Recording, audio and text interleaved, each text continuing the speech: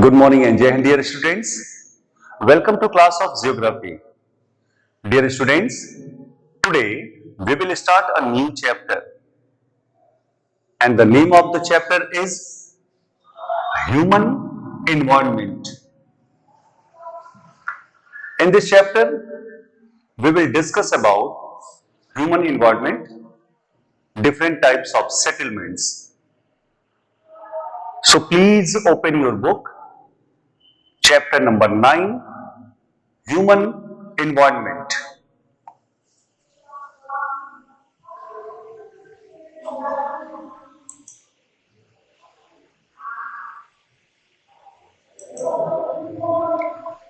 So dear students, it is chapter number 9, Human Environment, and look, we live in villages or towns, and the location of a village or a town depends on environmental and cultural factors. हम या तो शहरों में रहते हैं या गांव में रहते हैं, और जो उसका लोकेशन है हमारे टाउन का या विलेज का, वो वहां के इन्वायरमेंटल और कल्चरल फैक्टर्स पे डिपेंड करता है। और जो साइज और जो शेप है सेटलमेंट का, जहां पे इंसान रहते हैं, जहां पे लोग रहते हैं, जहां पे ह्यूमन बीइंग रहते हैं, तो उसका जो साइज और शेप होगा वो बहुत वेरिएशन है उसमें, and that depends upon the functions it performs and the economic activities. किस तरह का फंक्शन वो परफॉर्म करते हैं, किस तरह का इकोनॉमिक एक्टिविटीज है, उसी हिसाब से वहां का सेटलमेंट होगा, उसी हिसाब से ह्यूमन का सेटलमेंट होगा वहां पर। तो the need to carry goods and passengers from one place to another has been felt from the earliest times. देखो, गुड्स और पैसेंजर्स को कैरी करना एक जगह से दूसरी जगह के लिए वो शुरू से इसको फील किया गया, और इसीलिए क्या हुआ, various means of transport are used to do this. अलग अलग तरह के ट्रांसपोर्ट यूज किए जाते हैं गुड्स और पैसेंजर्स को एक जगह से दूसरी जगह ले जाने के लिए। While the means of communication carry messages and ideas, और अगर कम्युनिकेशन की बात करें तो हम क्या करते हैं, हम एक दूसरे को मैसेज डिलीवर करते हैं या अपने आइडियाज डिलीवर करते हैं। तो ट्रांसपोर्टेशन हमें एक जगह से दूसरी जगह ले जाता है, और कम्युनिकेशन हमारे आइडियाज या हमारे मैसेजेस को एक जगह से दूसरी जगह ले जाता है। तो मेनली हम बात कर रहे हैं सेटलमेंट्स की। We need a house to live in, हमको रहने के लिए घर चाहिए, और ये घर कैसा भी हो सकता है। इट कैन बी अ हट, अ बंगलो और एन अपार्टमेंट।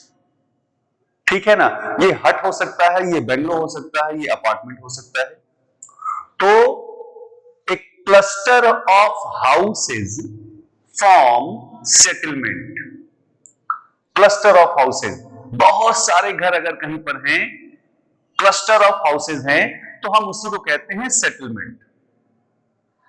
क्लस्टर में कुछ हट्स हो सकते हैं और नंबर ऑफ बिग हाउसेज या बड़े घर हो सकते हैं। ठीक है ना, क्लस्टर में दोनों चीजें हो सकती है। A cluster of houses form settlement, while a cluster may have few huts और a number of big houses. और उसी तरह से कई सारे क्लस्टर्स को मिला दें, लार्ज क्लस्टर्स की बात करें तो उन्हीं को हम टाउन्स या सिटीज कहते हैं। जैसे हमारा शहर Banaras, that is also a cluster, large cluster, which is known as towns or cities. After that, so the growth and development of a settlement depends upon, किसी भी सेटलमेंट का ग्रोथ और डेवलपमेंट किन चीजों पे डिपेंड करता है। तो first one is suitable land. अगर लैंड सुटेबल है तो ये ग्रोथ और डेवलपमेंट जो है अफेक्ट करता है सेटलमेंट को। वाटर की अवेलेबिलिटी कैसी है, वहां का क्लाइमेट फेवरेबल है कि नहीं ह्यूमन बीइंग्स के लिए, वहां का सॉइल फर्टाइल है कि नहीं ह्यूमन बींग्स के लिए। तो these are the factors on which growth and development of a settlement depends. They are suitable land, availability of water, favorable climate, fertile soil. Then,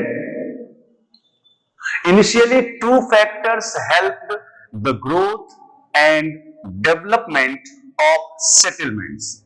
दो फैक्टर्स ने जो है इनिशियली बात करें तो दो ऐसे फैक्टर्स थे जिन्होंने सेटलमेंट्स की ग्रोथ और डेवलपमेंट में बहुत हेल्प किया। First one is the farmers had to look after their crops specially at the time of growing and repairing. Thus they had to live close to their fields. ये जो farmers थे ना, उनको क्या करना था, उनको अपने क्रॉप्स के लिए, क्रॉप्स को लुक आफ्टर करने के लिए, खासतौर से जब वो ग्रो करता है और जब वो रिपेयर करता है, उस समय उनको वहां पर बहुत देखभाल की जरूरत होती थी। तो उन्होंने क्या किया, उन्होंने अपने फील्ड्स के आसपास अपने घर बना लिए। Thus they had to live close to their fields. When the production of food increased, अब देखो क्या है कि जब फूड का प्रोडक्शन बढ़ा, the farmers had enough to feed their families even during the non-cropping season.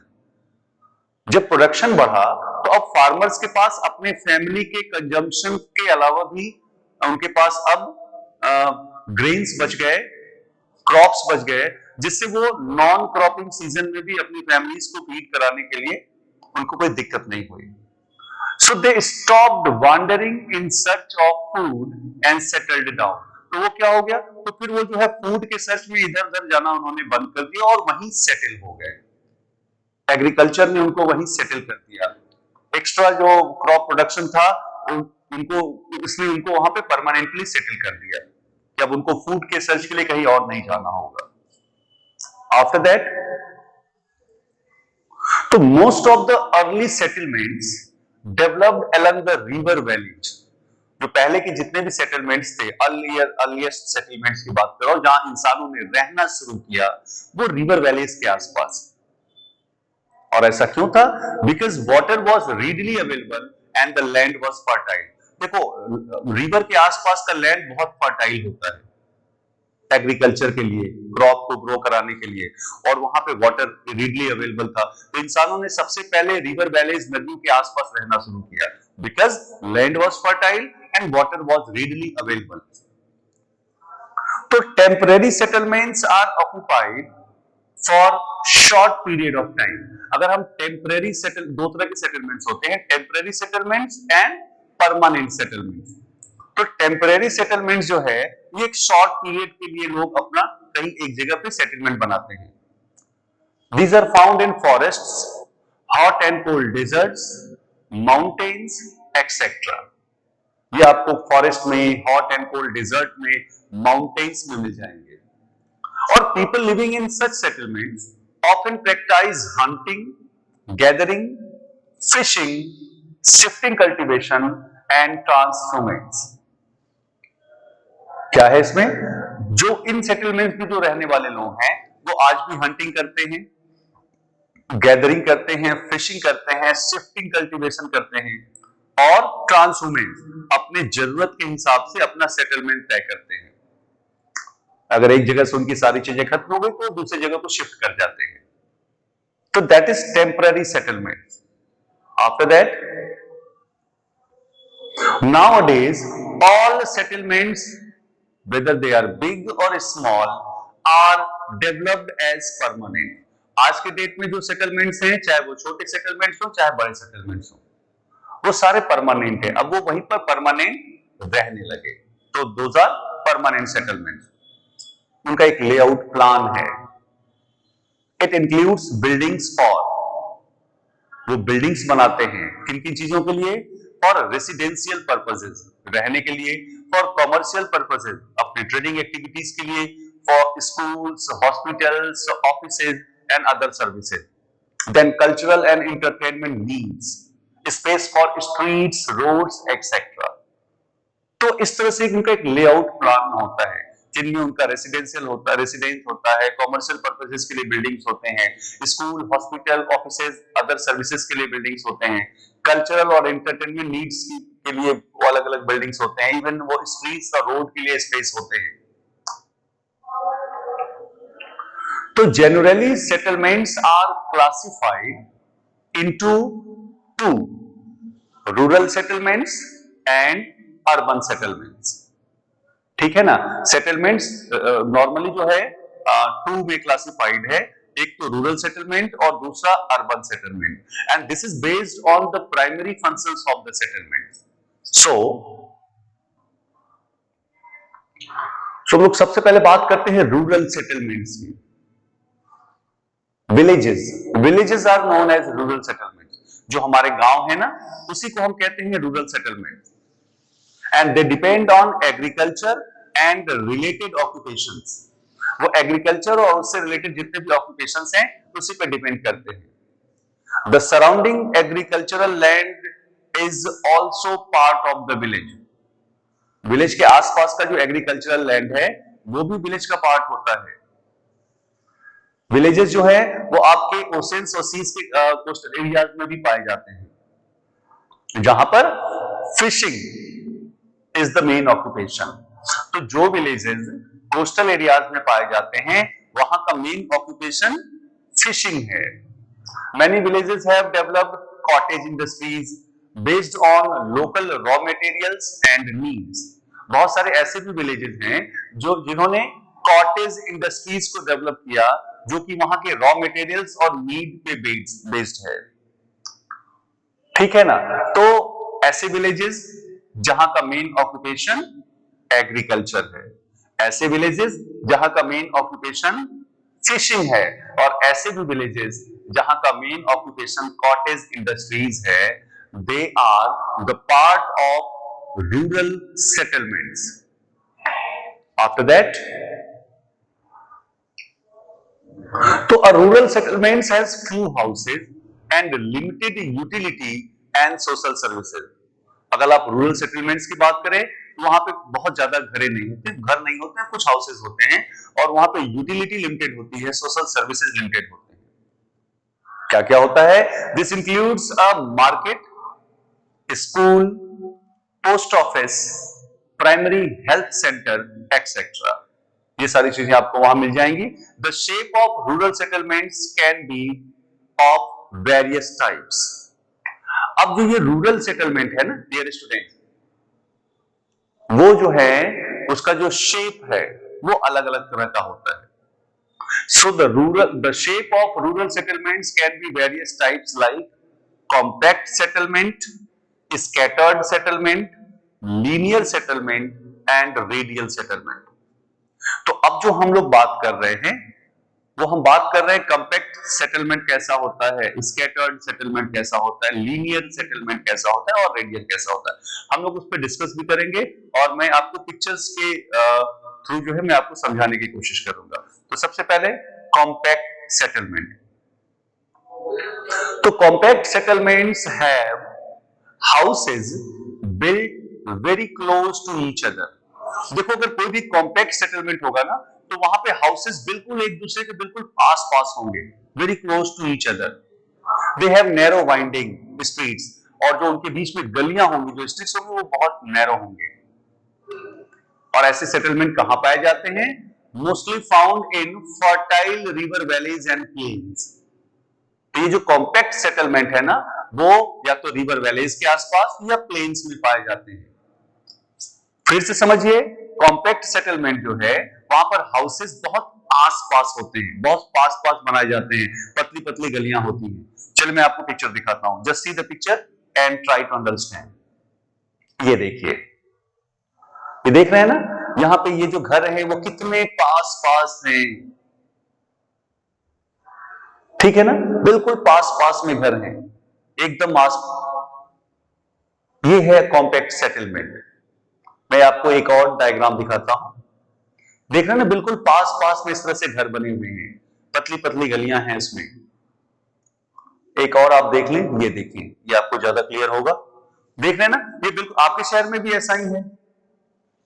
तो कॉम्पैक्ट सेटलमेंट क्या है कि वहां पर घर जो है वो बहुत आसपास बने होते हैं, वहां पे पतली पतली गलियां होती हैं, नैरो स्ट्रीट्स होते हैं। देख लिया? So this is the example of compact settlement. Clear?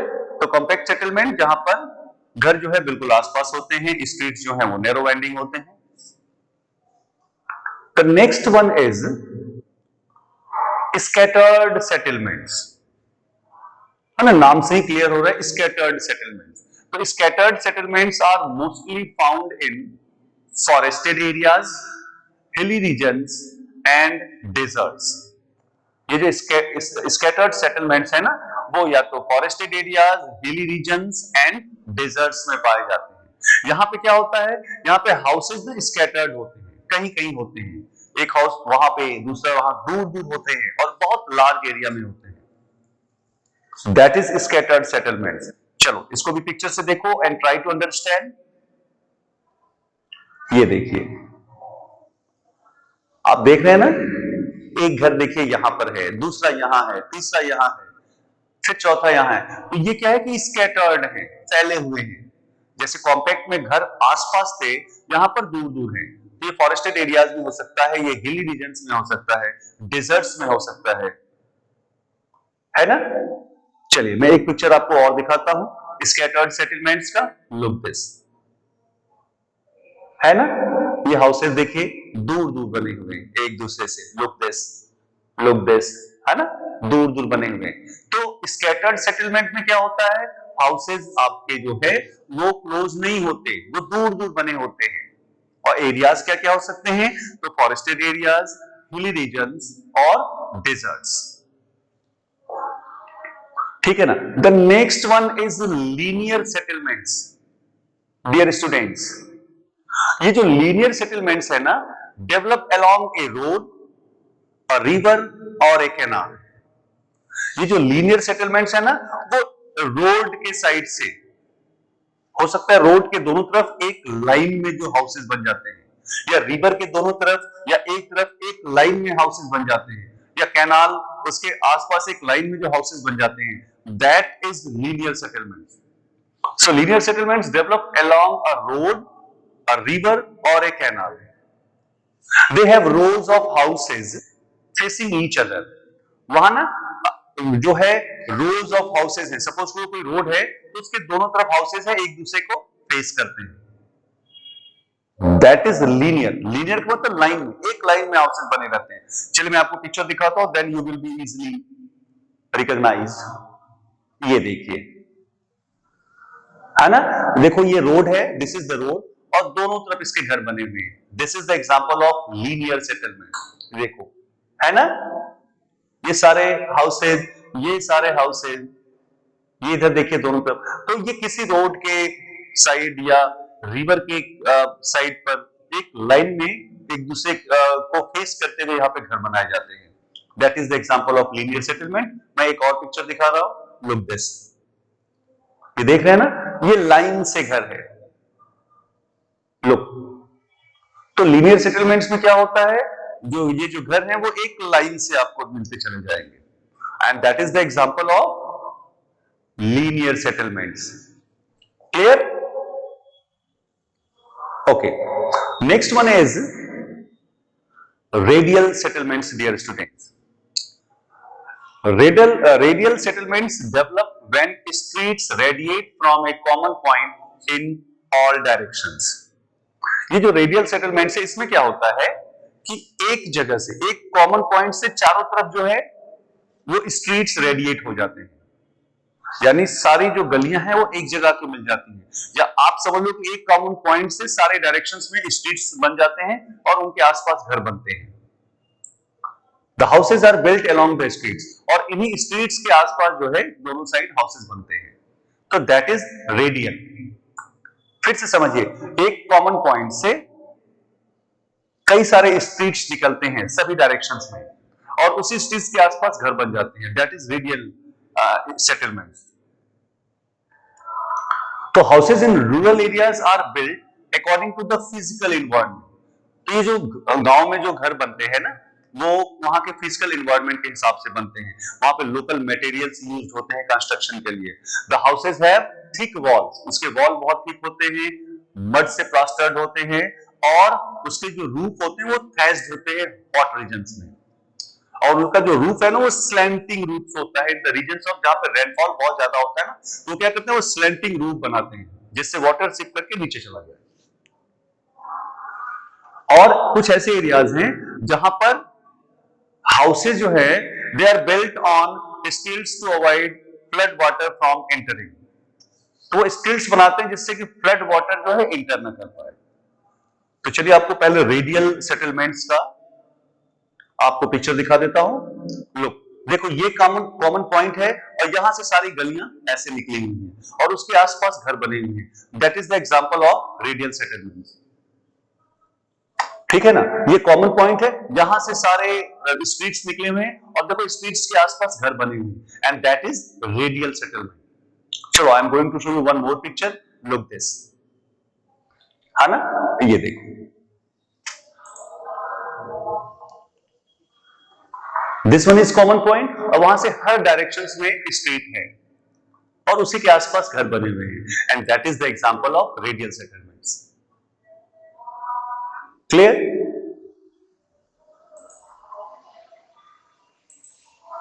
So that's all for today students. आज हम लोगों ने क्या क्या पढ़ा?